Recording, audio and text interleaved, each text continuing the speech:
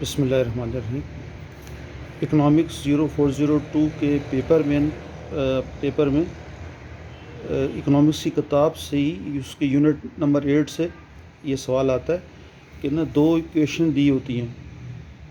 QS यानी supply की equation दी हुई है 60+2P और QD यानी डिमांड की इक्वेशन दी हुई है 100-5P।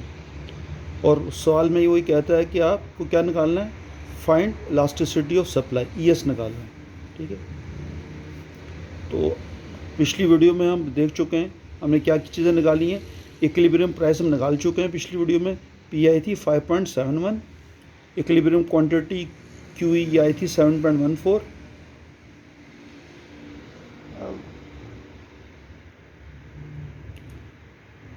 और अब हमने क्या करना है, find out elasticity of supply, ES निकालनी है यूजिंग डेरिवेटिव। ठीक है, अब इसका सोल्यूशन देखें।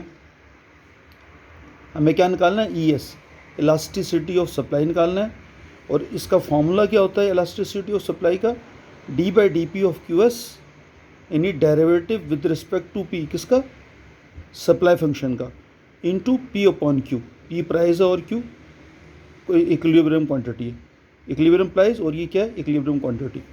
यहाँ पहले निकाल चुके हैं वीडियो के अंदर। अच्छा, QS की इक्वेशन क्या दी हुई है हमें, 60+2P। तो इसका हमें डेरिवेटिव निकालना है, यानी D/dP of QS derivative with respect to P, price किसका, सप्लाई फंक्शन का। तो सप्लाई फंक्शन क्या है हमारे पास, 60+2P, तो ये आ गया 60+2P। अब ये D/dP जो है यानी derivative with respect to P, ये दोनों पे अप्लाई होगा, 60 पे भी अप्लाई होगा और ये 2 पे भी। देखें 60 पे अप्लाई हो गया ये, प्लस ये D/dP 2P पे भी अप्लाई हो गया। और आपको पता है कि कांस्टेंट का डेरिवेटिव, ये डेरिवेटिव के रूल के अंदर है कि कांस्टेंट में क्योंकि कोई रेट ऑफ चेंज नहीं होता, कोई तब्दीली नहीं होती, तो उसका डेरिवेटिव क्या होता है, रेट ऑफ चेंज क्या होता है, 0। तो D/dP ऑफ 60 क्या आ गया, 0। और D/dP ऑफ 2P कैसे निकलेगा, ये 2 बाहर आ जाएगा, dP/dP हो जाएगा, और dP से dP कैंसिल होके क्या आएगा, 1। ठीक है ना, दोनों न्यूमरेटर डिनोमिनेटर एक ही हैं, तो इनको इसका आंसर क्या आएगा, कट के 1 आ जाएगा। तो 2 1 2। तो हमारे पास D/dP ऑफ QS यानी derivative with respect P price, इसका सप्लाई फंक्शन का क्या गया हमारे पास, 2। अब आगे चलते हैं।